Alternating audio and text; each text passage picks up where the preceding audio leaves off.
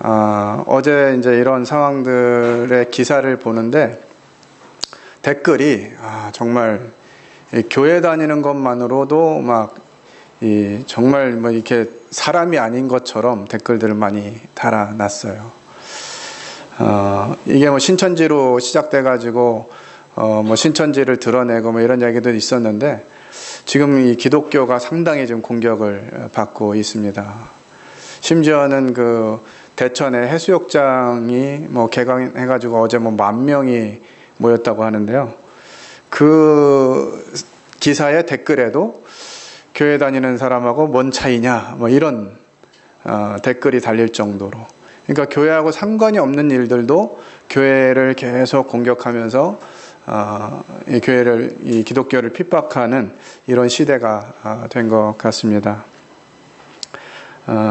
저는 개인적으로 이 상황들을 생각하면서 이렇게 이게 좀 가볍게 느껴지지 않았어요.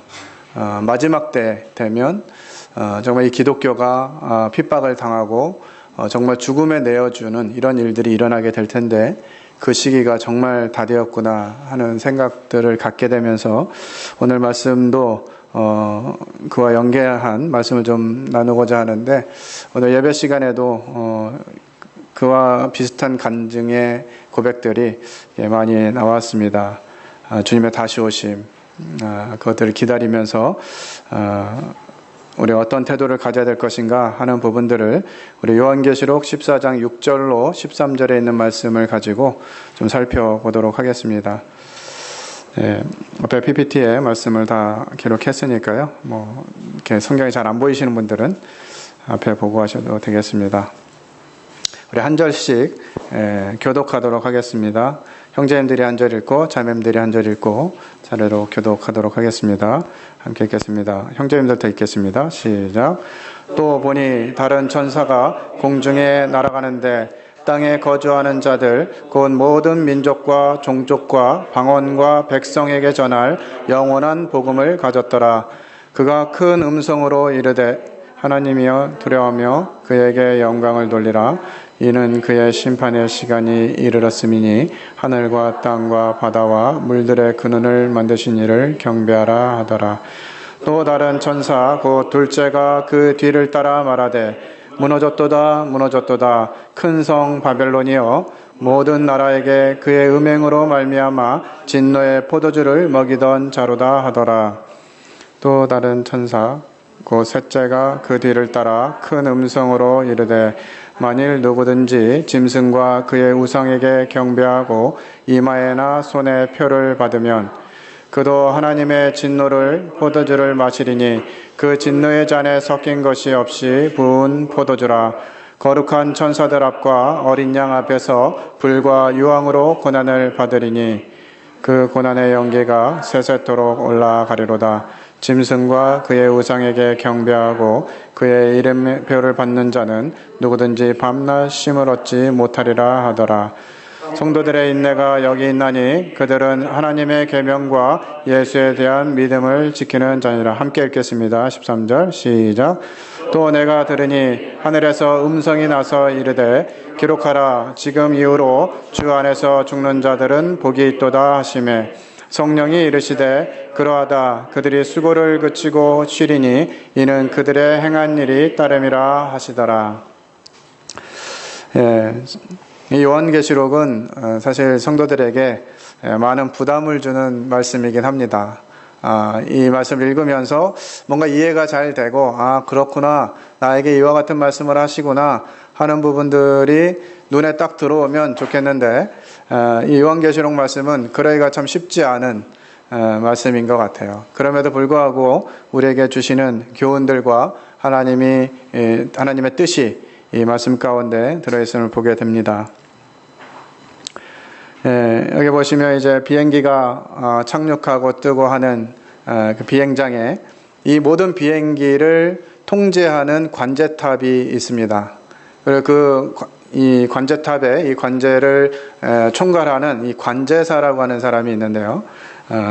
이 사람은 비행기가 언제 도착하고 언제 뜨는지 그 시각을 정확히 잘 알고 있습니다. 우리가 말세를 생각할 때 많은 사람들이 예수님이 언제 오실까라고 하는 거에 대한 관심이 참 많습니다. 여러분도 그러신가요? 예수님이 언제 오실 것인가? 많은 사람들은 이것에 관심을 가지고 이것에 집중하는 것들을 보게 됩니다. 신앙 연륜이 오래되신 분들은 다 기억하실 텐데요. 1992년도 10월 22일 날 예수님이 이 땅에 오신다고 날짜까지 딱 정해가지고 막 이렇게 굉장한 선전을 했던 시기가 있었습니다. 그때 안 오실 거라 생각됐지만 그때 성도들은 한편으로는 그냥 그날 주님이 오셨으면 좋겠다라는 마음으로 그날을 기다리기도 했어요. 그날이 수요일이었는데요. 제가 교회를 이렇게 쭉 가고 있는데 그날따라 또 이렇게 하늘에 구름이 좀 있었는데 이 구름 사이로 이 햇빛이 쫙 비추는데 알잖아요. 그 햇빛 비치는 그 모습. 왠지 주님이 절로 오실 것 같은 거예요. 진짜 오늘 오시는가 보다. 정말 막 들뜬 마음으로 또 교회 가서 성도들과 함께 있는데 주님이 오시면 정말 좋겠다. 이런 마음이 막 들었어요.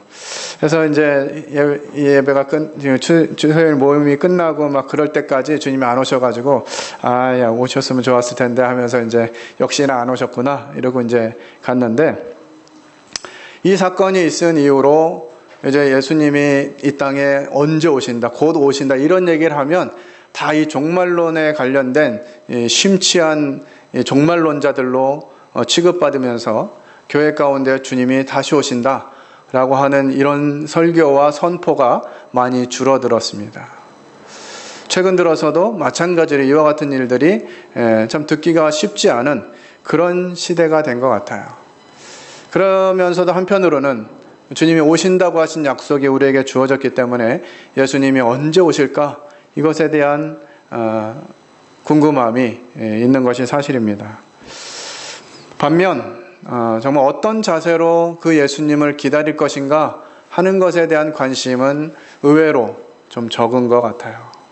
우리가 성도들이 평소에도 요즘에 이렇게 교제하면서 정말 주님 오심이 다 된 것 같다 이런 얘기를 심심치 않게 듣습니다. 그런데 우리는 그 주님의 다시 오심을 어떻게 기다릴 것인가 하는 부분들에 대해서는 깊이 고민하지 않는 것 같아요. 이 비행기를 관제하는 이 관제사는 비행기 시간을 정확히 알아요. 그래서 어떤 비행기가 언제 도착한다라고 하는 것을 잘 아는데요.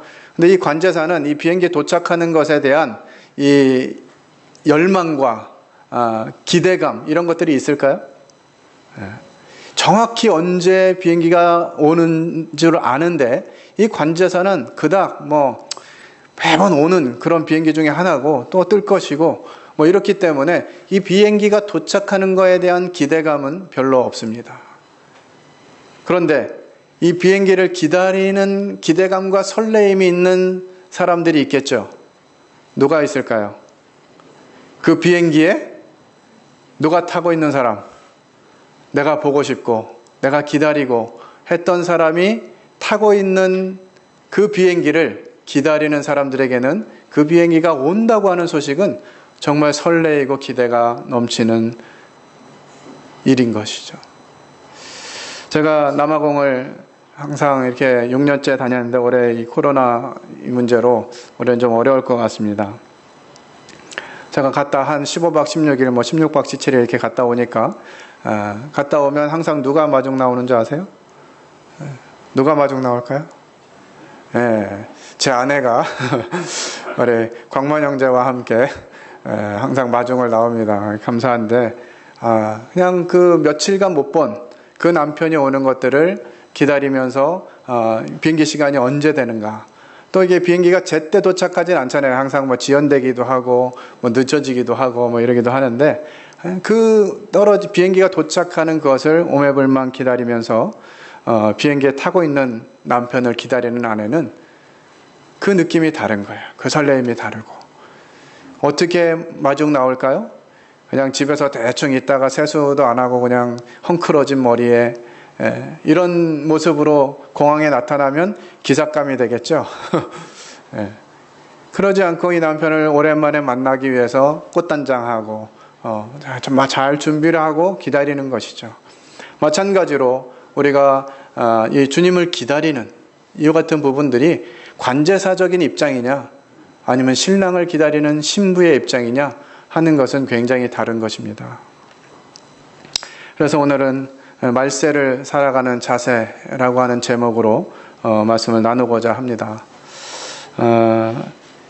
일부러 이때를 맞춘 건 아니었는데 오늘 저희 경성이가 첫 휴가를 나오는데 주일날 나오니까 또 아침에 움직이기도 만만치 않고 그래서 너 저기 문산역에서 지하철 타면 이촌에서 한 번만 갈아타면 상록수역 여기 수리산역 오더라. 그냥 지하철로 와라 이렇게 얘기했더니 아버지 그래도 첫 휴가인데 좀 와주셔야 되지 않겠습니까? 이제 그렇게 해가지고 제가 이제 새벽같이 오늘 이제 문산까지 가서 우리 제 아들을 데려왔는데 오랜만에 나오는 이제 한 100일 정도 지났습니다. 3월 2일 날 입대했으니까 3개월 조금 더 지났는데 그렇게 나오는 이제 3개월 만에 나왔으니까 저희 집에서는 아무것도 준비 안 했겠죠. 그랬을까요? 이제 얘가 휴가가 나오니까 우리는 어떻게 해야 되느냐, 언제 우리가 가족들이 밥을 먹어야 되겠느냐, 또 뭘 준비해 놔야 되겠느냐 생각하면서 어젯밤에 이제 저희가 아침에 되면은 저희 지성이 애담이를 깨워가지고 주일날 보통 오는데 이제 마중 가니까 못 깨우잖아요. 그래서 어제 저녁부터 야 내일은 엄마 아빠 못 깨우니까 니들이 알아서 일어나야 된다. 그렇게 이제 미리 준비를 시켜놓고 저희들도 평소보다 일찍 일어나서 아침에 한 7시가 채 되기 전에 이제 집에서 나갔는데 미리 준비를 하는 것이에요. 어제 저녁에는 좀 일찍 자야 되겠다. 내일 일찍 일어나야 되니까 하면서 미리 준비를 하는 것이죠. 그리고 저희뿐만 아니라 남은 가족들이 그 경성이가 올 것들을 기대하면서 스케줄을 조정하는 거예요. 그럼 우리가 언제 같이 함께 가족 식사를 할 것인가 이런 부분들을 고민하면서 삶을 조정하는 것이죠. 마찬가지로 우리가 주님을 기다린다면 그와 같은 모습이 필요하지 않을까요?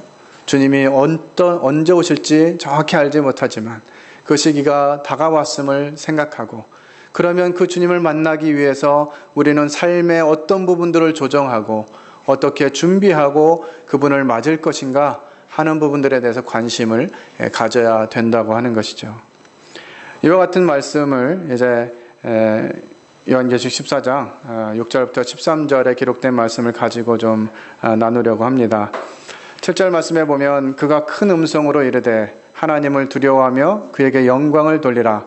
이는 그의 심판의 시간이 이르렀음이니 라고 기록하고 있습니다. 하나님의 심판의 시간이 이르렀습니다. 언제가 심판의 시간이죠? 그게 항상 고민입니다. 성경은 하나님이 이 세상에 대한 시간표를 가지고 있다고 말씀하시는데 크게 그림으로 살펴보면 이와 같습니다. 영원전부터 영원까지 계신 하나님께서 이제 하나님의 시간표 가운데 사람을 지으시고 이 땅을 시작하셨어요. 그리고 구약시대, 신약시대를 거쳐서 이제 주님이 다시 오시겠노라고 하는 이 휴거의 때를 우리는 기다리고 있습니다. 주님이 공중에 천사장의 나팔 소리와 함께 공중에 임하시면 이 땅에 구원받은 사람들은 함께 동시에 공중으로 올려져서 공중에서 주님을 만나는 이와 같은 일들이 일어나게 될 것입니다. 그러면 그때로부터 이제 이 땅에는 7년 대환란이라고 하는 기간이 시작되죠.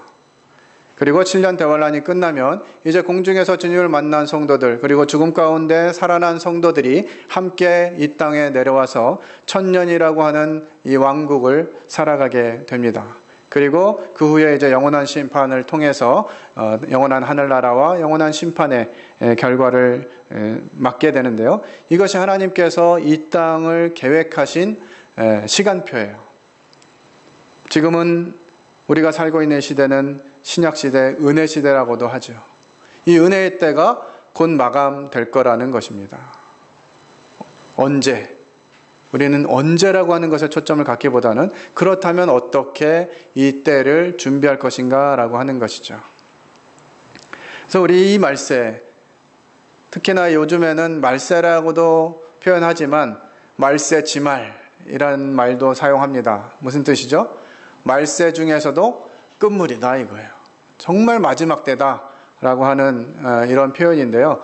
이러한 때 우리가 어떠한 일들을 하면서 어떻게 주님을 준비해야 될 것인가 하는 부분들을 말씀을 통해서 살펴보겠습니다.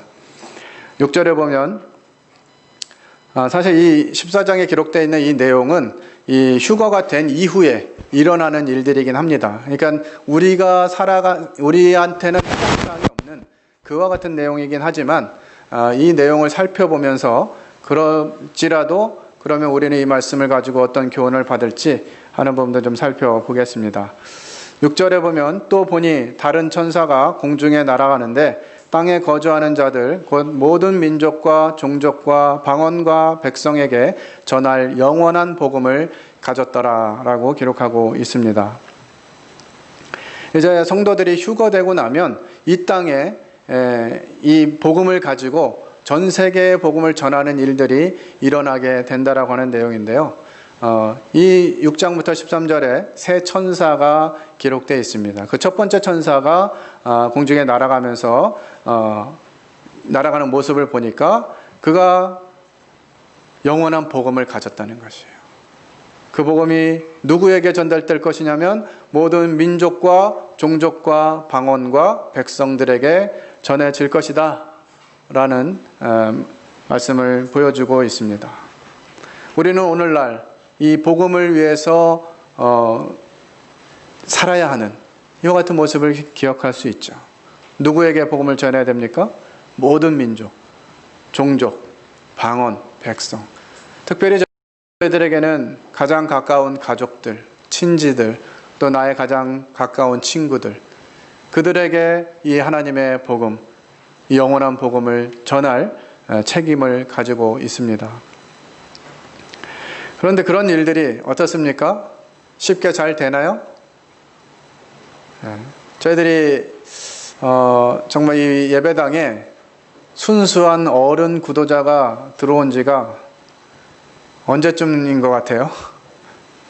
새로운 구도자, 저희들이 계속 기도하고 출석하고 있는 구도자들 말고 정말 생자 구도자, 어른이 예배당에 들어온 지가 꽤 오래된 것 같아요. 기억도 잘 안 납니다. 굉장히 안타깝죠. 우리가 복음을 전해야 되는데 이미 이 세상을 정말 힘들게 바쁘게 살아가는 사람들을 붙잡고 복음 들으러 와라 하는 것이 굉장히 어려운 시기가 되었습니다. 그렇기 때문에 우리가 전도하기 참 힘든 시대다 이렇게 말하면서 전도하는 것을 사실 멈춘 것도 사실인 것 같아요. 더더군다나 이 세대는 가면 갈수록 이제 이 어른들뿐만 아니라 이 점점 젊어지는 다음 세대들에게는 이 복음의 문이 점점 닫혀져 가고 있는 시대 가운데 우리가 살고 있습니다.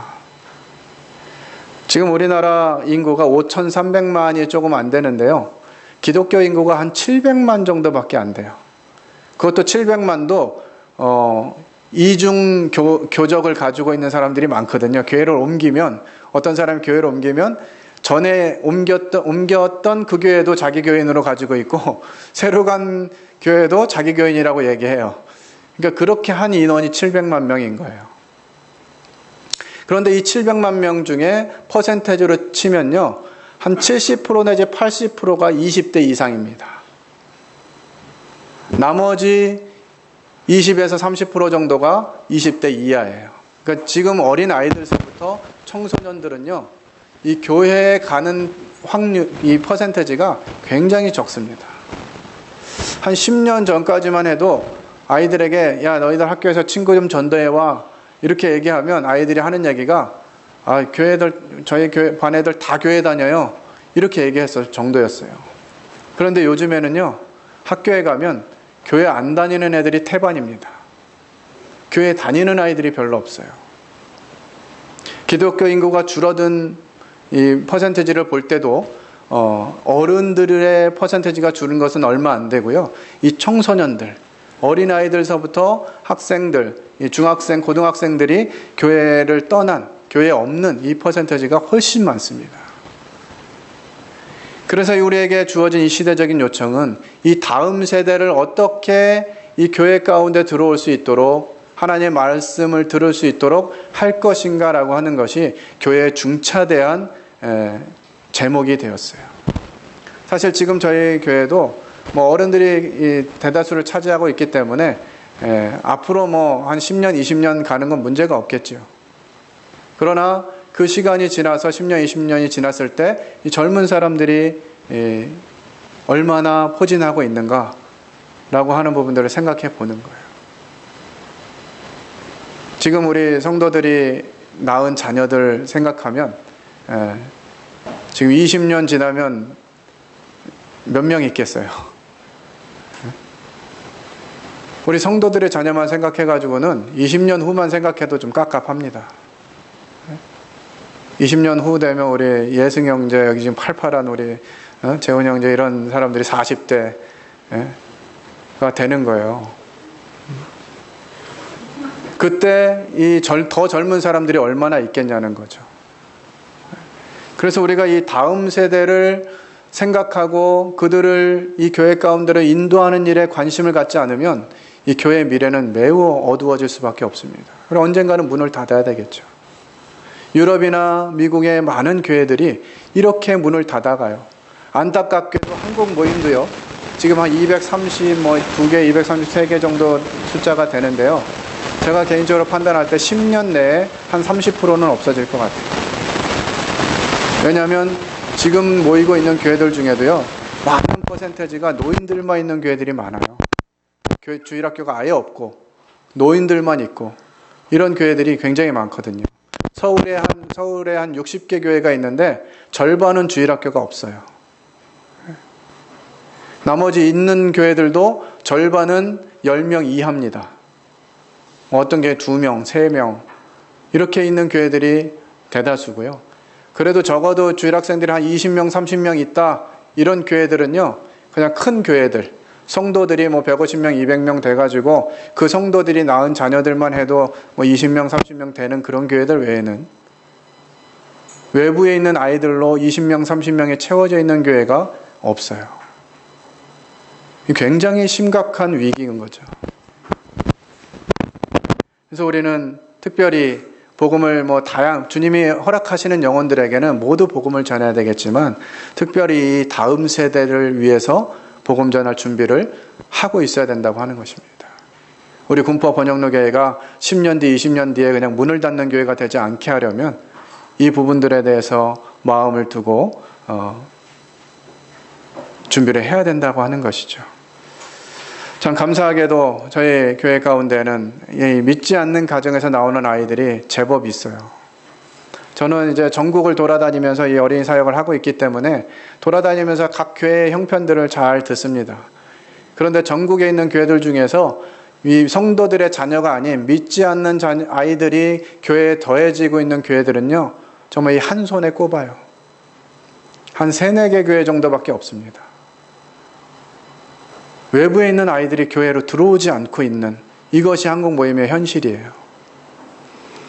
그런데 참 여러 성도님들이 함께 동역해 주시고 또 재정적으로도 후원해 주시고 또 함께 해 주셔서 저희 교회 가운데 지금 많은 그 믿지 않는 가정의 아이들이 오고 있어요.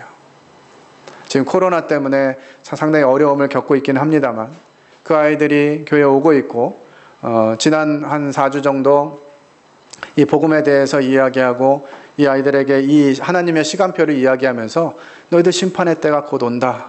이렇게 이야기한 한 주 딱 전했는데요. 아이들이 마음 상태가 완전히 달라졌어요. 그럼 어떻게 해야 돼요? 어떻게 하면 그 심판에서 벗어날 수 있어요? 아이들이 이 마음 때문에 얼마나 말씀을 집중하고 잘 받아들였는지. 제가 이렇게 말씀을 전하면서도 이게 그냥 소름이 돋는. 그 다음 주에 아이들이 와서 말씀을 또 들으면서 정말 내가 예수님을 마음 가운데 받아들여야 되겠구나. 또 분반 선생님들하고 상담하면서 그 중에 한 4명 정도 아이가 저 이제 예수님 믿었어요. 저 심판하고 상관없어요. 이렇게 이제 고백을 좀 했습니다. 참 교사들이 무던히 거의 한 1년간 정말 애를 많이 썼어요. 아이들 찾아가기도 하고 또 아이들을 위해서 기도하면서 아이들을 위해서 무엇을 준비할 것인가 생각하고, 코로나 때문에 거의 저희들이 한 2달 이상을 주일학교를 못했었잖아요. 그래서 이제 다시 교회학교를 좀 해야 되겠다 싶어가지고 그 아이들을 다 불러 모았습니다. 우리 김수필 형제님 집에서 그 아이들 불러 모았는데 안 오면 어떡할까 걱정을 많이 했어요. 그런데 그 아이들이 다 기억하고 선생님 보고 싶었다고 하면서 다 그 집에 모여서 선생님들과 함께 교제하고, 이제 곧 이 상황이 해결될 거니까 교회에서 보자 이렇게 하면서 시간들을 나눴습니다. 참 아이들에게 대한 투자는 거짓이 없는 것 같아요. 그냥 투자하면 투자한 만큼 돌아오는 것 같습니다. 교사들이 함께 수고하고 또 온 교회가 함께 기도하면서 재정적으로 환경적으로 이와 같은 부분들을 배려했을 때 이 다음 세대 아이들이 들어오고 있는 것이죠. 우리 호영이가 제가 처음 군포에 왔을 때 정말 애기였어요. 그러지 않았나요? 근데 지금은 목소리가 선생님 안녕하세요 뭐 이러잖아요.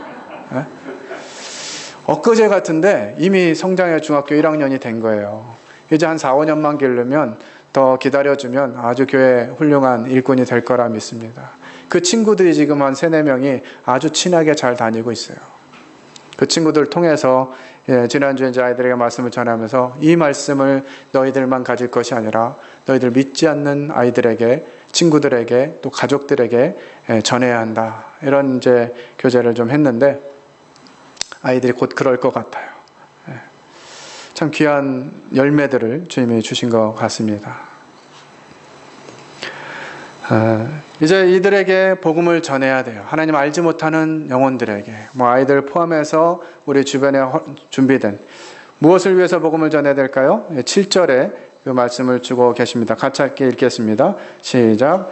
그가 큰 음성으로 이르되 하나님을 두려워하며 그에게 영광을 돌리라. 이는 그의 심판의 시간이 이르렀음이니 하늘과 땅과 바다와 물들의 근원을 만드신 이를 경배하라 하더라. 하나님을 모르는 사람들은 하나님을 두려워하지도 않고 하나님께 영광을 돌리지도 않고 있죠. 그러나 하나님이 사람을 만드신 목적, 그것이 하나님을 경배하고 예배하는 그것이기 때문에 우리는 사람들에게 이 복음을 전하는 것이에요. 시편 148편에 보면 왜 하나님을 예배하고 찬양해야 하는가 하는 부분들을 말씀할 때 5절에 그것들이 여호와의 이름을 찬양함은 그가 명령하심으로 지음을 받았음이로다. 사람이 지어진 목적, 하나님이 말씀하셨을 때 지어진 목적, 그것을 이루기 위해서 우리는 복음을 전해야 하는 것입니다. 우리의 뭔가 유익을 위해서가 아니라. 이 기독교가 계속 공격받고 오해받고 있다 보니까 아이들조차도 참 이 오해를 가지고 있어요. 몇 주 전에 이제 한 주일학교 친구를 만나기 위해서 우리 그 본반 선생님이 아이들 만나러 갔는데 그 친구가 이제 다른 친구, 자기 친한 친구를 같이 데리고 온 거예요. 그래서 이제 본반 선생님이 정심을 이렇게 사 먹이면서 같이 교제했는데, 야, 너 교회 다니니? 안 다니는데요? 그럼 우리 교회 와라. 이렇게 얘기하니까 그 아이가 뭐라고 얘기했냐면, 선생님 교회 갈 때 얼마 들고 가야 돼요? 중학교 1학년인 학생이 교회 갈 때 얼마 들고 가야 되냐는 거예요. 나중에 얘기 들어보니까 그 부모님이 다니던 교회에서 자꾸 하는데 돈 내라고 이래가지고 부모님들이 교회를 안 나가고 계신다 그러더라고요. 이런 일들이 아이들에게도 영향을 미쳐서 교회 가려면 돈이 있어야 되는구나. 아이들이 돈이 있어요, 없어요? 아이들은 돈이 없잖아요. 그러니까 돈 없으니까 교회 못 간다 이렇게 포기하고 있는 거예요. 이렇게 정말 여러 모습으로 지금 교회가 공격을 받고 있습니다. 둘째 천사가 나옵니다. 또 다른 천사하고 둘째가 그 뒤를 따라 말하되 무너졌도다 무너졌도다 큰 성 바벨론이여 모든 나라에게 그의 음행으로 말미암아 진노의 포도주를 먹이던 자로다 하더라. 이 바벨론은 성경에서 항상 이 하나님을 대적하는 이 세상의 상징으로 기록되고 있습니다. 이 바벨, 바벨이라고 하는 단어를 생각해 보면 이 창세기 10장에 나오는 이 니므롯이 이 바벨의 시조로 알려져 있습니다. 그들의 요구로 진행된 것으로 이해가 되는데, 창세기 11장에 보면 이제 바벨탑 사건이 나오죠. 이 바벨탑 사건은 뭡니까? 하나님의 이름을 내는 것이 아니라 탑을 높게 쌓아서 우리의 이름을 내자.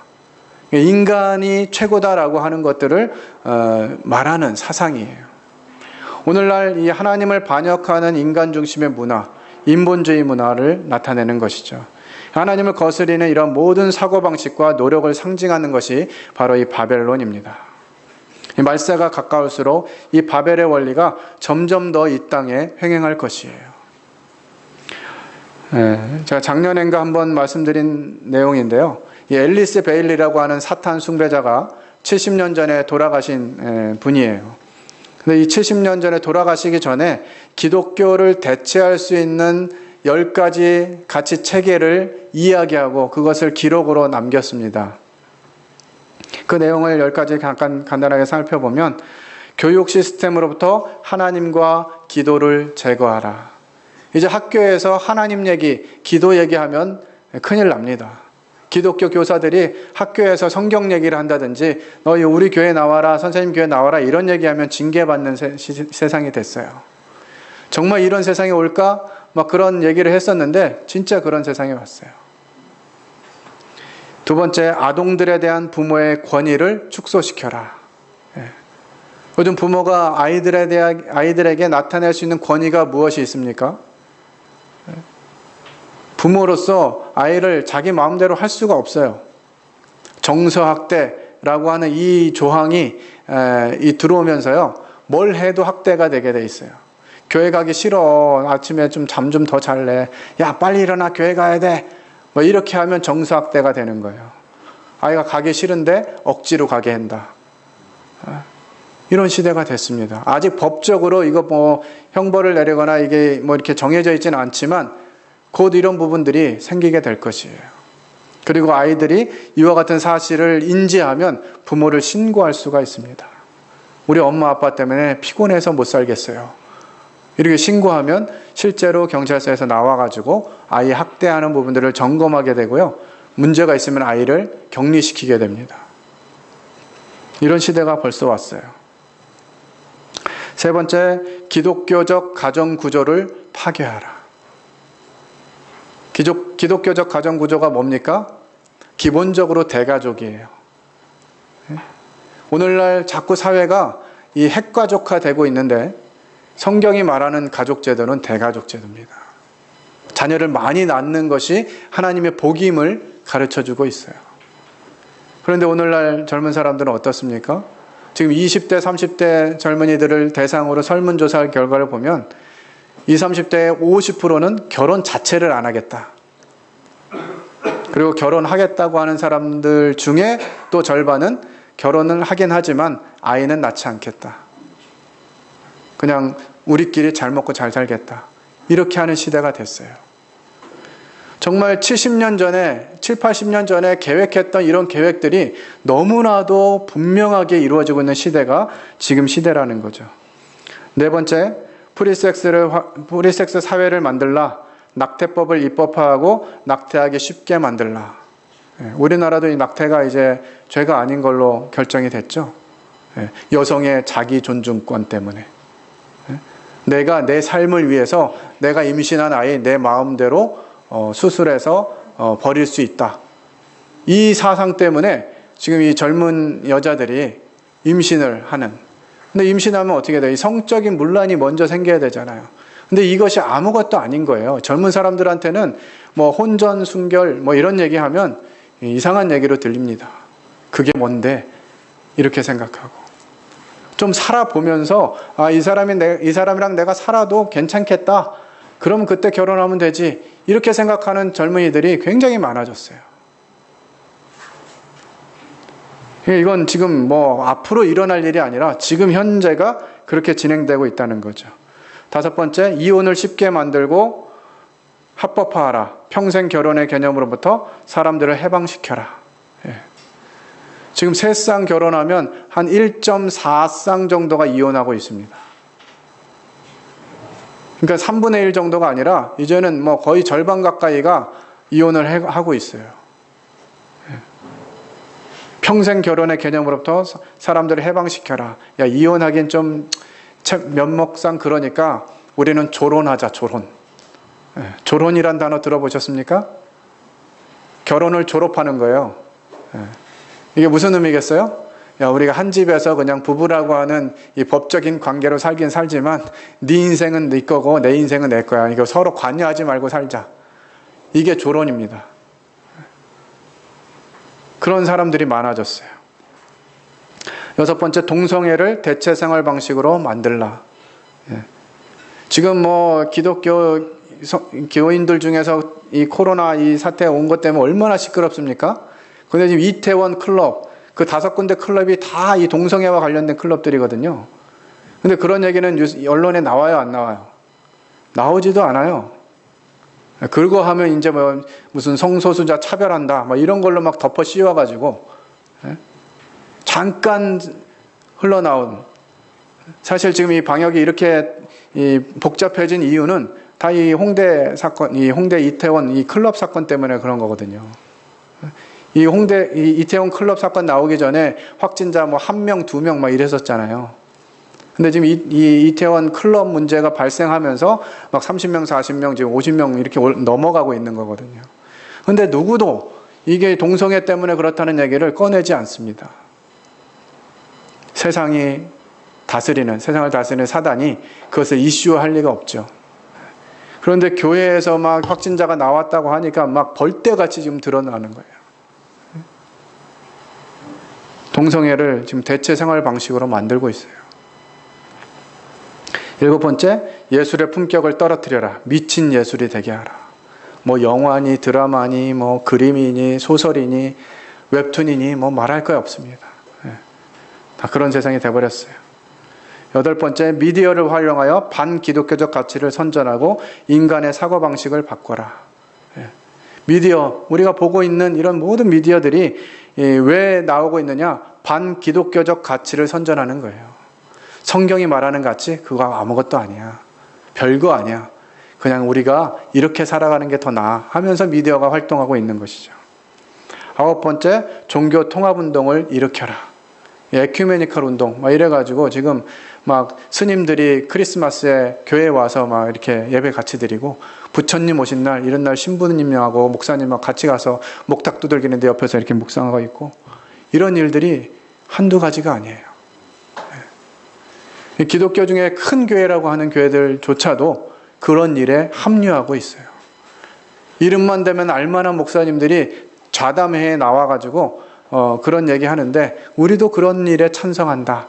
이렇게 자기의 의사를 표현할 정도로. 기독교에만, 성경에만 구원이 있다가 아니라 다른 종교에도 구원이 있다. 이걸 인정하는 거거든요. 지금 그런 흐름이 너무너무 커지고 있어요.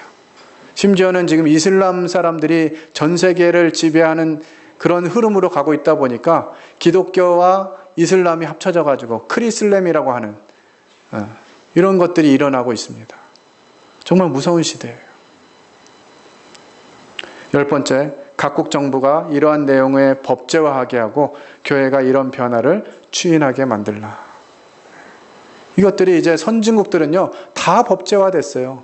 우리나라 차별금지법 이거 지금 계속해서 반대하고 있지만 언젠간 통과하게 될 것입니다.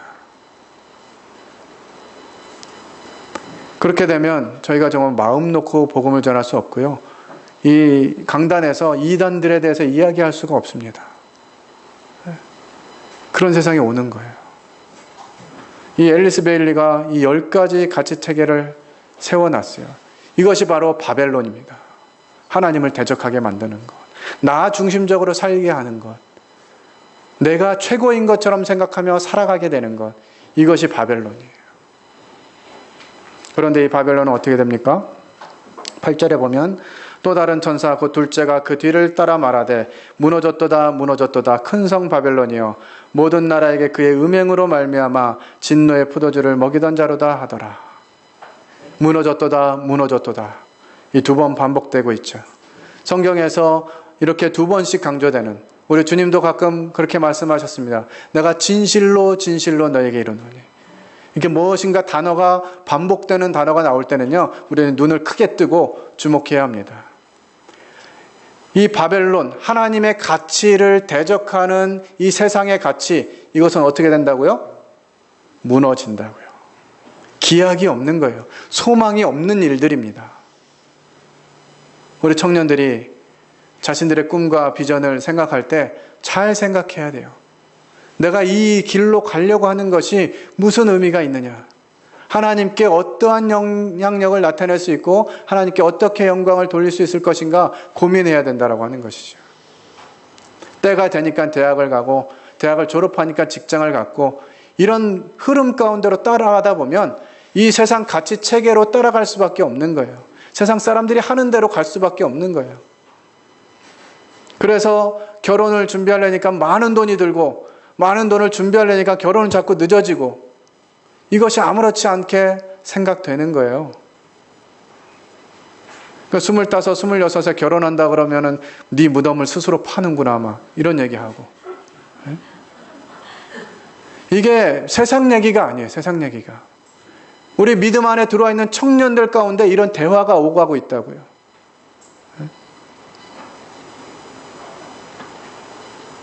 정말 두려운 일입니다.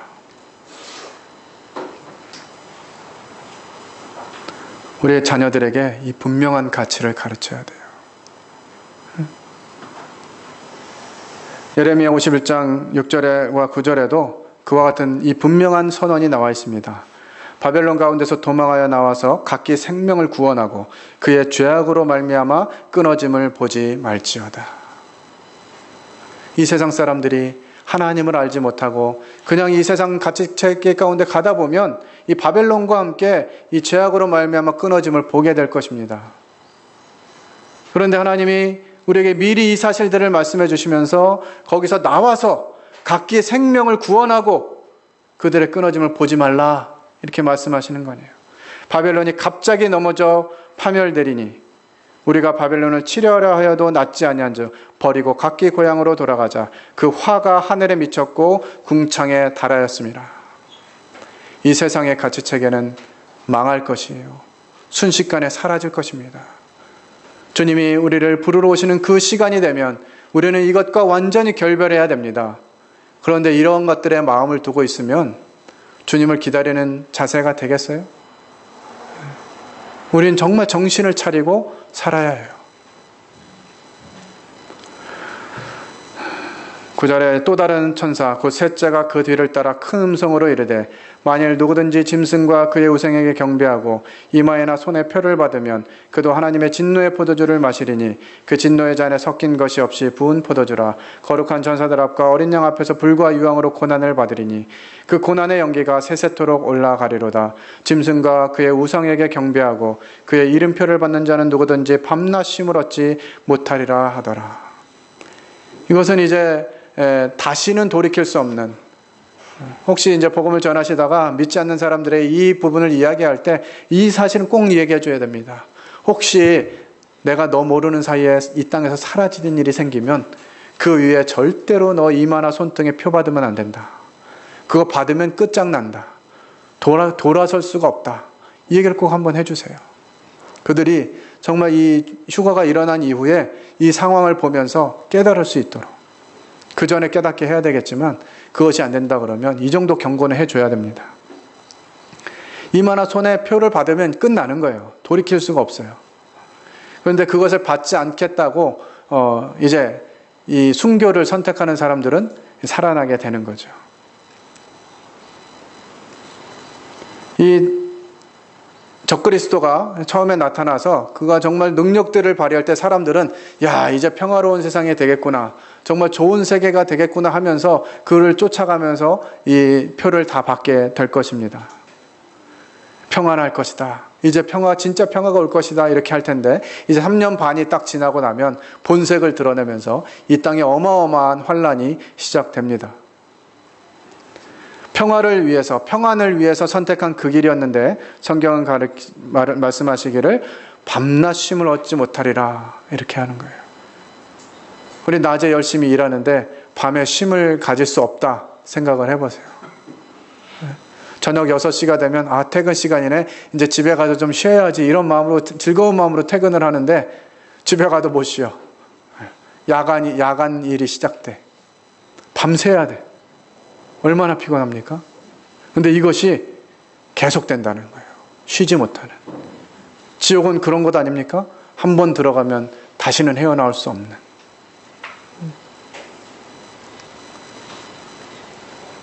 세상은 소망이 없고요. 멸망하기로 작정되어져 있는 곳입니다.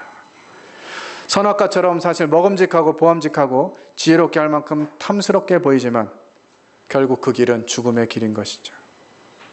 우리가 이것들이 인식하지 않고 살아가면 이와 같은 세상 가치에 묻혀서 살게 되는 것입니다. 12절부터 13절을 함께 읽겠습니다. 시작.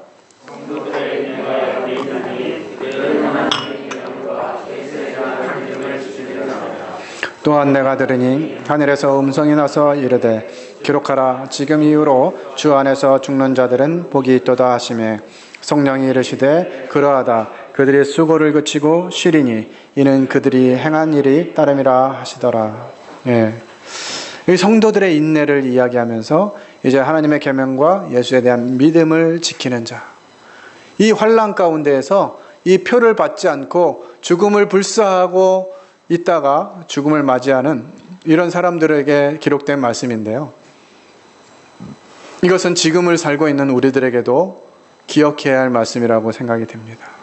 우리는 언젠가 이제 이 세상에서 힘들고 고단한 이 일을 쉬게 될 날이 올 것이에요. 주님이 공중에 임하시면 그때 우리는 이 일을 쉬게 될 것입니다. 그 일을 위해서, 그때를 위해서 우리가 어떤 선택을 할 것인지, 어떤 태도로 이와 같은 일들을 해갈 것인지를 우리 주님이 주목해보고 계시는 것이에요. 복음을 받아들인 사람과 이 대적하는 세상을 가치관는 대로 살아간 사람의 결말은 너무나 극명합니다. 밤낮 쉬지 못하는 사람과 수고를 그치고 쉰다고 하는. 저희 막내 아들 우리 지성이가 이제 사회생활을 시작했잖아요. 이제 한 달 조금 넘었는데 오늘 아침에 하는 말, 금요일이 너무 기다려져요. 그래서 직장 다니는 사람들이 다 주말을 기다리는 거야 얘기한 거예요. 정말 자기가 좋아하는 일을 함에도 불구하고 너무 피곤한 거예요. 쉼을 기다리는 거예요. 이 땅 너무 피곤하지 않습니까? 그리스도인으로 살아가기에 너무 짜증나지 않아요? 주님이 우리에게 쉼을 주실 것이에요. 그때를 위해서 우리의 육신적인 필요와 육신적인 가치와 육신적인 소망, 이와 같은 부분들을 내려놓고 주님이 오실 것이다 라고 하는 기대를 가지고 이제 우리 삶의 태도를 바꾸고 우리 삶의 양식을 바꾸고 정말 주님 나라를 향해서 가야 한다고 하는 것이죠.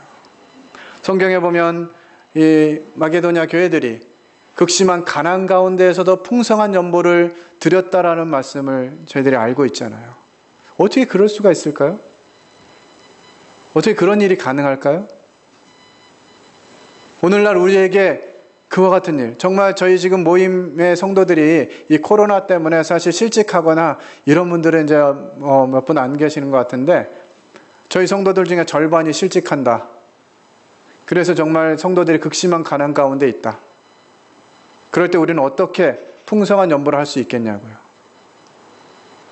우리의 가치가요, 먹고 사는 일에 있으면 이거 두려워지는 것입니다. 그러나 주님께서 우리에게 말씀하셨잖아요. 너희는 먼저 그의 나라와 그의 의를 구하라. 그리하면 이 모든 것을 너희에게 더하시리라. 우리가 지금 일하고 있는 이 직장에서 우리 생명을, 우리 삶을 책임져 주는 게 아니에요.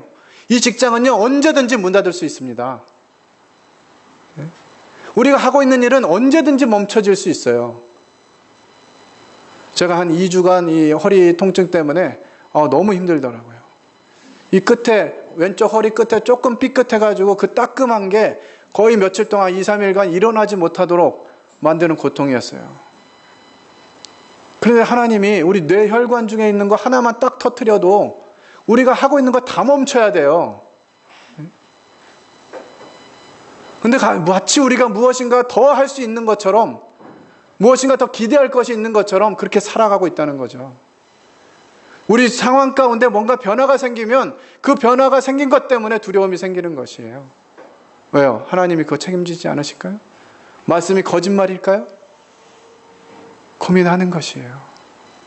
우리는 어떻게 주님을 기다릴 것이냐? 우리가 어떤 태도로 주님을 만날 것이냐? 하는 부분들을 돌아봐야 한다는 것이죠. 이 요한계시록 14장 6절로 13절에 있는 말씀은 주님이 휴거 때 그 이후에 일어날 일들을 위해서 우리에게 기록하고 있지만 이 첫 번째 천사, 두 번째 천사, 세 번째 천사가 말하고 보이는 그 양식은 우리가 이 때를 어떻게 준비해야 될 것인지 우리에게 충분한 교훈을 주고 있습니다. 마지막으로 베드로후서 1장 10절로 14절에 있는 말씀을 읽고 잠깐 묵상한 후에 마치도록 하겠습니다. 함께 읽겠습니다. 베드로후서 1장 10절로 14절 시작. 그러므로 형제들아 더욱 힘써 너희 부르심과 택하심을 굳게 하라. 너희가 이것을 행한즉 언제든지 실족하지 아니하리라. 이같이 하면 우리 주 곧 구주 예수 그리스도의 영원한 나라에 들어감을 넉넉히 너희에게 주시리라. 그러므로 너희가 이것을 알고 이미 있는 진리에 서 있으나 내가 항상 너희에게 생각나게 하려 하노라. 내가 이 장막에 있을 동안에 너희를 일깨워 생각나게 함이 옳은 줄로 여기노니 이는 우리 주 예수 그리스도께서 내게 지시한 것 같이 나도 나의 장막을 벗어날 것이 임박한 줄을 알미라. 베드로 사도가 이제 자신의 삶을 정리하는 시기가 온 것들을 생각하면서 이제 마지막으로 성도들에게 이야기하는 것이에요. 유언을 하는 것입니다. 너희 부르심과 택하심을 굳게 하라. 우리를 왜 부르셨습니까? 하나님 나라를 확장시키는 복음의 일꾼들로 우리를 부르셨어요. 우리가 할 수 있는 일들을 찾아서 영혼들을 찾아서 그들에게 하나님의 복음을 증거하는 이 일을 위해서 우리가 택하심을 받고 부르심을 받았습니다. 이 일을 하면 어떻게 한다고요? 우리 주 곧 구주 예수 그리스도의 영원한 나라에 들어감을 넉넉히 너희에게 주시리라. 두려움 가운데 떨다가 주님 오셨나 하고 들어가는 것이 아니라 정말 주님이 오셨을 때 기쁨으로 주여 우리가 삶을 이렇게 주님께 드렸나이다 하면서 넉넉한 마음으로 들어갈 수 있을 줄 믿습니다. 이미 이것을 우리는 알고 있어요. 그리고 또 우리 사랑하는 구보 번영록의 성도님들이 이 일에 서 있음을 기억할 때 감사가 됩니다. 그런데 사도 베드로는 이 일 항상 너희에게 생각나게 하려 하노라 하면서 말씀해 주고 계세요. 이 일은 그냥 한두 번 기억하고 그런 말씀이 있지 하고 잊어버릴 것이 아니라 항상 생각나게 하기를 원하신다는 거예요. 사도 베드로가 이 장막에 있는 동안에 너희를 일깨워 생각나게 함이 옳은 줄로 여긴다. 이렇게 말씀하고 계십니다. 사도 베드로가 자신이 이 장막을 벗을 것들을 생각하면서 남은 성도들에게 말씀한 것처럼 이 말씀은 동일하게 우리에게도 우리 또한 우리의 장막을 벗어날 것이 임박했다라고 하는 이 사실 앞에 우리 삶을 다시 되돌아보고 주님이 곧 오실 텐데 그럼 어떤 마음과 어떤 자세와 어떤 일들을 함으로 인해서 우리 주님을 기다릴 것인가 하는 부분들을 생각해 보기를 바랍니다. 오늘 말씀을 통해서 이 말세를 어떤 자세로 살아갈 것인가 하는 부분들을 나눴습니다. 참 어려운 시국이지만 여러 상황으로 환경을 보면 참 힘든 과정 가운데 있지만 우리가 그럴수록 더욱 주님의 다시 오심을 기억하고 주님을 기다리는 그 같은 성도님들이 되시기를 부탁을 드립니다. 기도하고 마치겠습니다.